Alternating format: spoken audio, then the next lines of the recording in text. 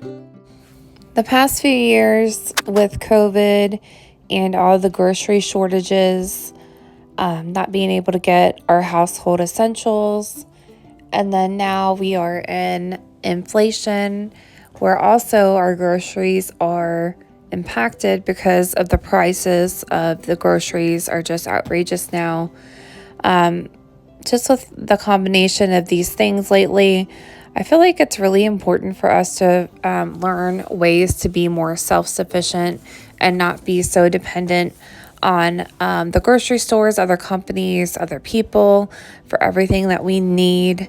As we have seen, that supply chain can break very easily and be affected, and there's nothing we can do about it. We have to pay the grocery prices. We have to, if the store runs out of eggs and we don't have chickens, there's nothing we can do about it. So practicing self-sufficiency is just something that I've been very interested in lately. I think a lot of us have. And one of the things that I've been continuing to do that I personally like and works for me is making my own laundry detergent.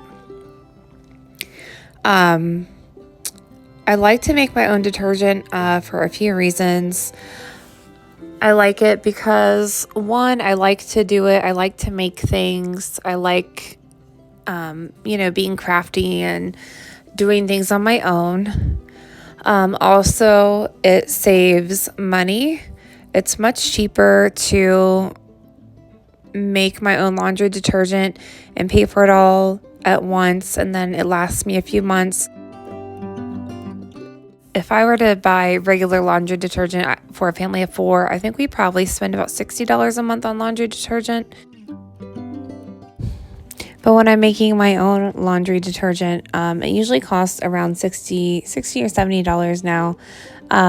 But it will last about 3 to 4 months depending on your family size and how much laundry that you do.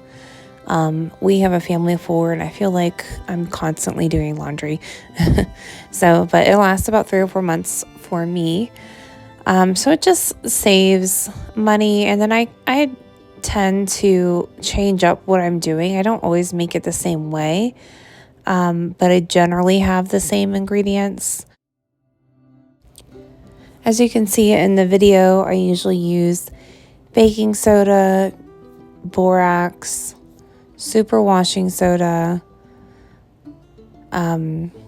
OxyClean, or if you get it from like Kroger, it's the oxygen bleach, Purex crystals, or whatever laundry crystals you use for scent. And then I use the laundry soap bars. I shave those up, or I grate them with a grater. I prefer the Fells Napa laundry soap bars, but there's also the Zope bars. The Zope bars are fine, but I kind of felt like they didn't dissolve in the water as well as the Fells Napa.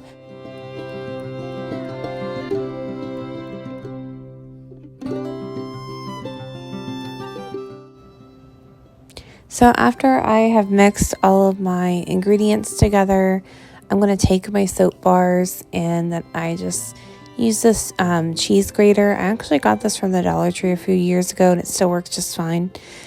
But I grate up all my soap bars and put it in the bin with all of my other ingredients and stir it up. Try to mix it very thoroughly so you have all the ingredients in each load.